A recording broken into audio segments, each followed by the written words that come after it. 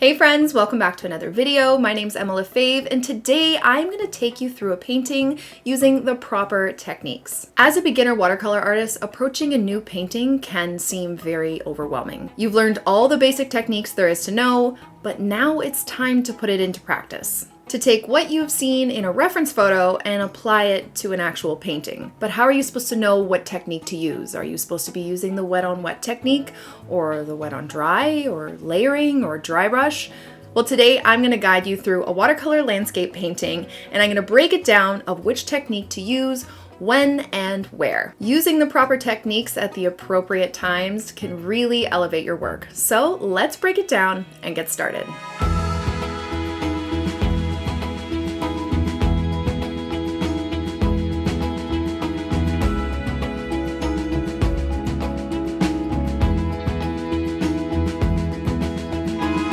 Okay, so let me do an example to show you how I would kind of break it down for you into practice of what technique to use for what. So I did this little lake painting. I'm gonna do something similar, maybe a bit more like a sunset. And I am going to do it vertically just to kind of help with spacing here. But the first thing you wanna do is kind of decide what you're gonna paint. So I actually was just looking through Pinterest and I found a picture of a lake at sunset that I kind of want to use as inspiration. Now, I'm not going to try and copy this, stroke for stroke at all, but I want to kind of get an idea just to help me place, what technique I want to use where. So when we're painting with watercolor, we want to break it down in layers. Watercolor is a transparent medium, so we have to decide how we're going to layer things. We can't be layering light colors over dark colors. Luckily, this photo specifically, you can see we have the darker colors of the trees and the rocks in the foreground because it is sunset, and most of the light colors in the background. Now, if we were painting a photo where there would be a lot of lighter objects in the front, there are a couple different ways you can go about that. You could use a white gouache to make your paint more opaque, to get those highlights on top. You could use masking fluid, which I do have a video on if you want to check that out as well. Just look up Emma Lefebvre masking fluid, or I can put it in the description below, where you use this liquid to kind of paint out the sections you want to keep white as the paper, and then you paint over it, and then you lift the masking fluid and it reveals the white of the paper underneath. So that's another option. I want to start with this just because it will be a little bit easier for layering, but you want to kind of break it down into layers. I tend to go background to foreground. So the first thing I want to look at are elements of the picture that are a bit more blurry or they have blended really well together, and then other elements that are defined, like the trees and the rocks, because that's going to help us decide whether we're using the wet on wet technique or the wet on dry technique or layering. So looking at the sky, you see this gradient from a light blue to kind of like a medium, like lightish color, peach, and then almost like an orange and a dark rusty orange. That transition is nice and smooth. That's telling me that I don't want any hard edges. So I need to use the wet on wet technique to get that even gradient or blend. Then you can also see some of the clouds on top. They're a bit more defined. So I know that to get those sharper edges, I will be using the wet on dry technique because they will not be blending, and we just need to make sure that our paint is dry. So I'm going to walk you through this, but this is kind of my guide on how to help decide what technique I'm going to be using. Let's just take a look quickly at the lake because we're getting a mix of both. I see this gradient kind of from the sky. It's like this light blue in the water, and then it moves to a bit of an orange and then a light blue, and there's dark here. Now, while there are so many little, defined lines from the ripples in the water, I see the gradient first. So for that, I would probably use the wet on wet technique to get that nice gradient. And then once that's dry over top, I will start using the wet on dry. Did I say wet on wet? The wet on wet technique for the gradient, and then the wet on dry technique to get those defined little lines, which I will show you, which I'm going to be placing in shadows rather than highlights. So let's just get into it. Hope it works out. It's not going to be a realistic painting. It's going to be my watercolor version, but I'm going to show you how I break this down to hopefully make it easier for you guys to understand how to use the proper technique for your paintings. Okay, so the first thing I want to do is my background sky. Now, if you would like to take a pencil and sketch out any bits, you can. I'm just going to do a little bit of a horizon line just so I can see where I want to, you know, have the sky and then have the water. Also, you've noticed that I have taped down my paper. When I'm ever doing a watercolor landscape, I always tape it down because we are using a lot of water. It just helps to, one, keep it flat. Even though it's in a sketchbook, it does help keep it a little bit more flat. But two, I get a really nice border and it just helps me paint right to the edge. If you're not painting in a sketchbook, you can definitely just paint it down to your tape or tape it down to your table or a board, and that helps keep it nice and flat. This paper actually in this sketchbook from Art Cart Creation holds water really well, so it doesn't tend to buckle very much. But taping it down with painter's tape from the dollar store is absolutely perfect. Okay, so for the first thing I want to do is my sky gradient, and I'm going to need a large brush for this so I can cover the most ground. Now, when I do a sky, I always like to wet up my background first for the wet on wet technique. Yes, you can, you know, just start with swoops of blue at the top and then gradually move it down. But the thing with that is I find I tend to get a lot harder lines when I do that. It's so much easier to do a gradient or a blend between two colors when the paper is already dry. They naturally just want to have softer edges. So I tend to add my water to my background first just to get a nice soft blend. Now, the amount of water you want for this is not where it's going to be pooling anywhere. Like if you were to tilt your paper, you don't want it to be pooling in any areas. You want a nice shine if you were to tilt it, and I don't know if you can see, there's like a shine to the paper, and that kind of tells you that's a good amount of water. You just don't want big puddles of water on your background. Now with the same brush, I'm going to take some blue and I'm going to start at the top. Actually, I wonder if I should get a softer blue, maybe like an ultramarine. And I'm just going to start applying it to the top and see already how it has a bit more of a softer edge. That's because we have the wet background, and I'm just going to start to move it down. And then as I start to move it down, it's going to lose a little bit of its pigment, which is what we want, especially for this specific painting, because we're mixing blue and orange, which are contrasting colors. You mix those two, you get a bit of brown. We might have a little tint of brown, which is actually in the sky already, which is fine, but you don't want it to be blue, brown, orange. So you want this nice gradient of the blue kind of lifting and lightening up as we move down, then moving into that orange. So if I want to make the top darker, I'm just going to grab a bit more and apply it to the top and then start to move it down slowly, and it just naturally starts to lose its pigment as we move down. Now if it's not and you're taking a lot of blue down, you can wash off your brush, just dry it off on your paper towel a bit, and then continue to move it down, and that relieves some of the pigment from moving down. Now I'm going to grab some orange, which I don't have in my palette, but I can make some. I'm just going to grab a little bit of yellow, a little bit of red, and then I'm going to start from the bottom. This is a bit more on the yellow side, but it's better to start lighter than darker. Get a little bit of orange, okay? And see how it's pretty bright there? I'm going to start moving it upward. So they kind of meet in the middle, and it's this really light peach. Now see how it's not really blending together? It's because we have such little amount of pigment. We only have a little amount of blue, a little amount of the orange meeting the middle, so you're not getting that harsh brown, okay? And that really helps.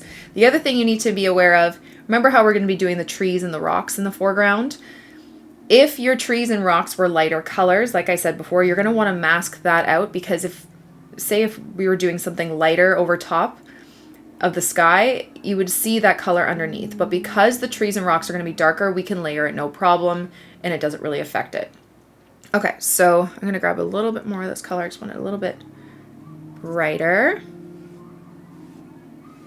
Like that, and just slowly moving it up. like that.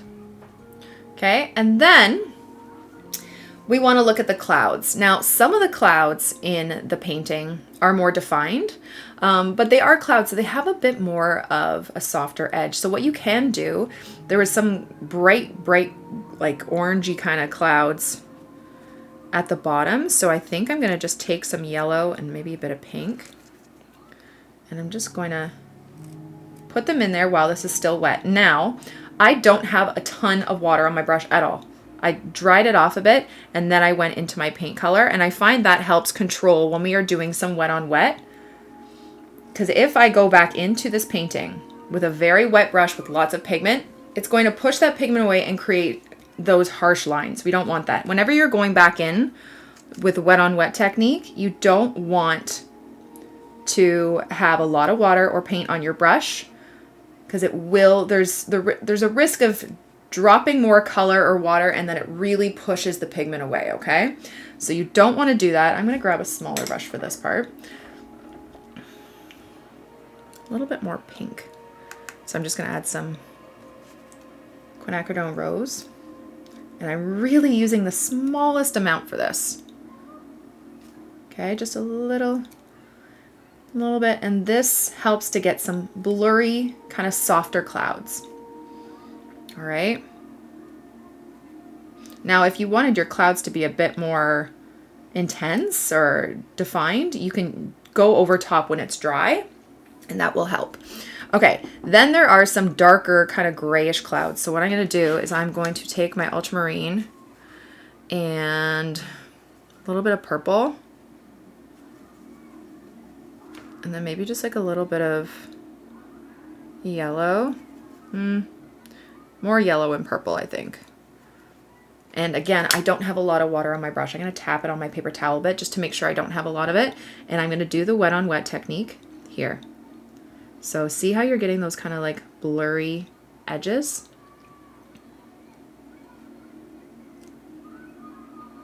That helps to get that kind of cloud feel to it.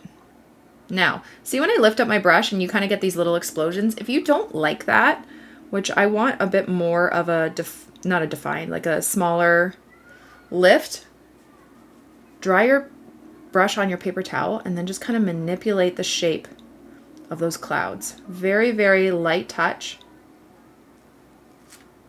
And you can kind of manipulate them the way you need to or want to. Okay? I'm going to take a little bit more of that color. Just do a couple. We don't need a ton of clouds. Okay, and then there were some at the top. Another thing to note is the size of your clouds. The further up they are in the piece, the larger they're going to be. The further towards the horizon, the smaller they're going to be. Just keep that in mind. Like that. So I'm just trying to make this a little bit bigger.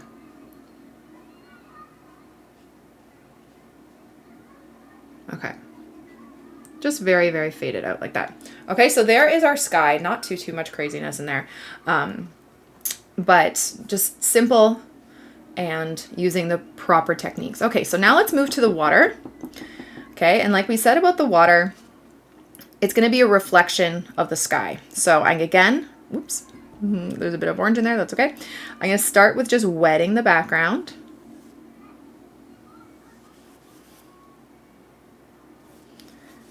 Okay, like this. Nice and wet. And then I'm going to mirror kind of what I see above. Okay, so I'm going to grab a little bit of that blue. And it's not as intense as the sky, but you definitely see those colors in the water. So I'm going to start with the blue.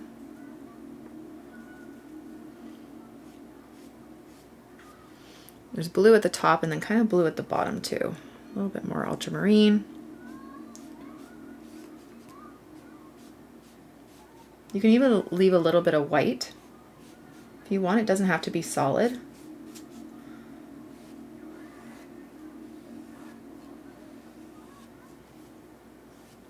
Then I'm going to grab some orange.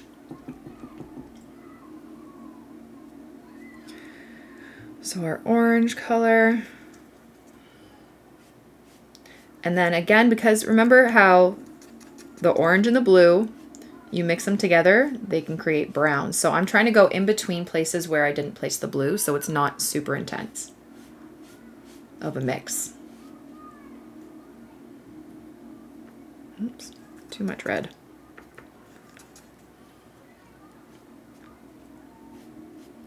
As for what brush to use whatever you feel comfortable using. I sometimes like to get nice big lines with these flat brushes, but use whatever feels good to you. Okay, I'm trying not to mix it too much. All right, like so. Then we have to let it dry because everything else from here on is going to be mostly wet on dry. All right, so let's let this completely dry and then we will come back for our next part. Okay, so next I'm still going to move on to the background. If I want to kind of sketch out where the rock is going to be, you can always do that. I'm just going to kind of place a little bit there just to show where I'm going to be placing that piece of land. And then back here, that horizon line is where we're going to have trees in the background. So I'm going to start with the background piece, and it's the same kind of color as this cloud. So I'm going to grab my purple, bit of my yellow, a little bit more blue too, and you get this like dark grayish purple. And I'm just going to start by going across. So see how when we're working wet on dry, you get this defined line. All right, now I'm just going to place it across because this is like a piece of land in the background. Now if you wanted to blend it out to have kind of like a softer edge, I'm going to show you what you can do. Get a very, very, very, very, very clean brush. Just dry it off in your paper towel a bit. And I'm just going to like skim across, touching it just a bit. And that kind of softens that edge a little. Okay, I'm going to wash off my brush again just so I'm not bringing up any of that pigment. And I'm going to grab a little bit more blue in there. Just kind of tap to make it look like there's some trees. And because it's already wet, you're getting that soft-ish kind of blended out look. Okay.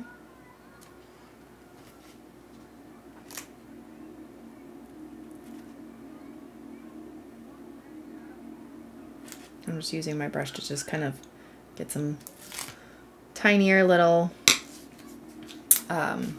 strokes. Trying to make this as straight as I can as well. All right, so there is our background trees. All right, and then for the rock piece, there are some lighter bits on the rock, not light, but it's not all completely blacked out or dark. So what I want to do is I want to start light and then work my shadows in. So it's kind of like this grayish color. I don't have gray in my palette, but what I do have is burnt sienna and indigo, and those together, more indigo heavy, make a black, which is great. So I'm going to water this down a bit, just taking some off my brush. And I am going to cover this rock in this color. Now, I'm not making it too dark because I don't want to be completely blacked out. I'm going to add in those shadows.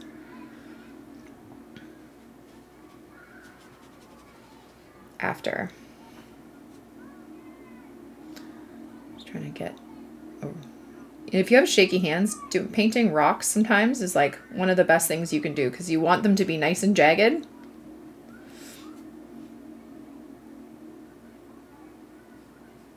Like so.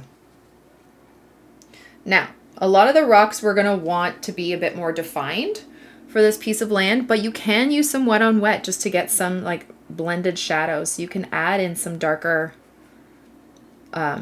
strokes in there while it's still wet just to get some of those blended shadows. But because it's dry up here, we can start on the trees. So I'm going to get more of my black-ish color, and I'm going to start working on the trees. So there's little like kind of twigs and stuff kind of sticking up off these rocks. Little bushes and stuff.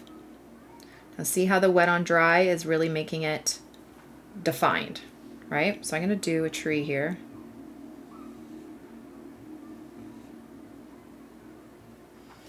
Like that. And then we're just going to start using the tip of our brush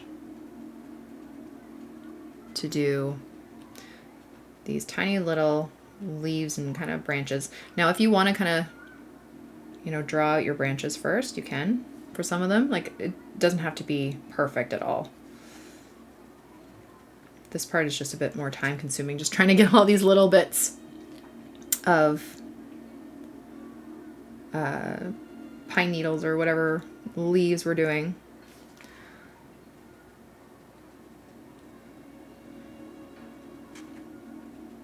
So I am going to speed this part up a bit just because it does take a little bit of time, so we can make it a little bit faster.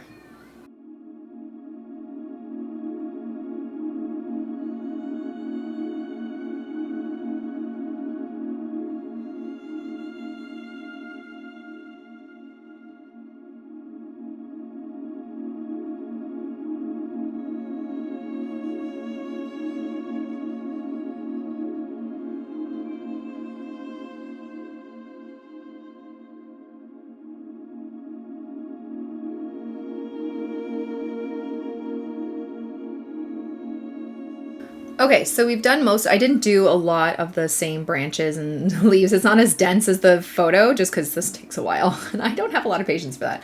But you can definitely keep going. But now I just want to kind of start defining little bits in the rocks.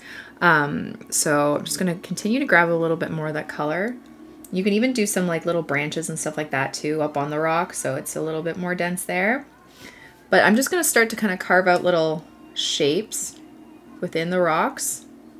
Just doesn't have to be too detailed or anything, but just so you can see that there are some shadows, some lighter parts, and it just kind of helps create that illusion. Okay, so this is granted the easier part because now we're going to be working on the water. And the water is a little bit more intricate because there's so many shadows. So in the photo, we see there's a lot of shadow that is close to the edge here. So I'm actually going to kind of just be mostly, I'm gonna make it kind of dense closer to the rocks here of this dark color, and then just leaving little bits of white in between. So yeah, like this. So see how there's just tiny little white spaces there. We want to make it look like it's reflection. So it's mostly dark closest to the rock, and then there's just little hints of those reflections in the water. A bit more color. Okay, so I'm making it a little bit more sparse as I come out and dark close to these rocks. And I'm using a bit of the dry brush technique. So see, I don't have a lot of water on my brush, and I'm dragging it across the paper, and it creates this dry brush effect that is really nice to get these kind of like speckled little highlights in the water. So I'm just going to gently, because it starts to get a little bit more light here, you see all that shadow that's being cast by the rock, we can start to use this dry brush technique here, just making it a little bit less of the black color. And I'm just going back and forth so you get most of those highlighted colors, but you're getting the kind of effect that it's this sparkly water. And I'm just going back and forth. You can do some like smaller, skinnier strokes too. And then as you get further back, you're going to see less of the shadow. Okay, there's less, what's it called? Less detail the further away in the water. So you'll see a little bit of it, but not as much. Okay, and you can really, if you want to start carving a little bit more kind of ripples, you can. Now, you don't have to do the dry brush technique. Now, whether to know if you should use that technique or not, it's really about style. Do you want it to be a little bit more loose, kind of like this, where it looks, you know, it doesn't look realistic. But you can kind of get the what's it called? What am I trying to say? My words are just gone today. The illusion that it's water. If you wanted it to be a bit more defined and realistic to the photo, I would probably take my brush and do the little individual strokes of the ripples in the water instead of the dry brush. But again, it's more of what you want to go for as an artist and your style.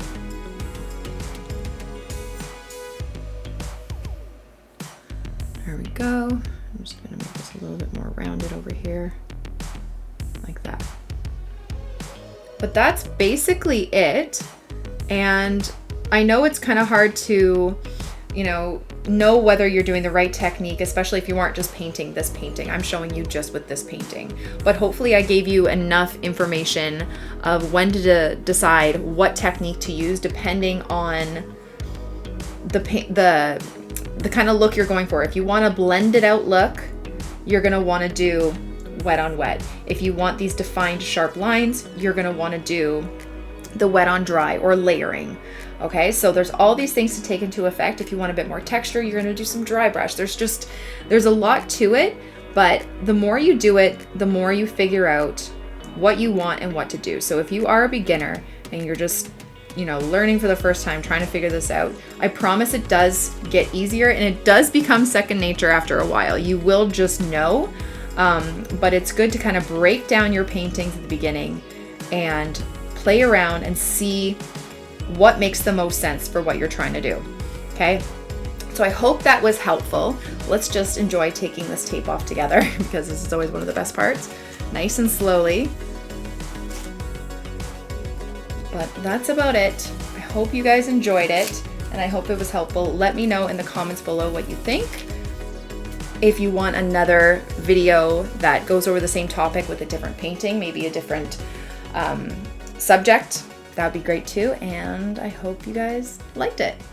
Thank you all so much for watching my video. I really hope you liked it, and I hope you learned something. Don't forget to subscribe to this channel and follow me on all my other platforms for tons more content. I'll see you guys again soon. Bye.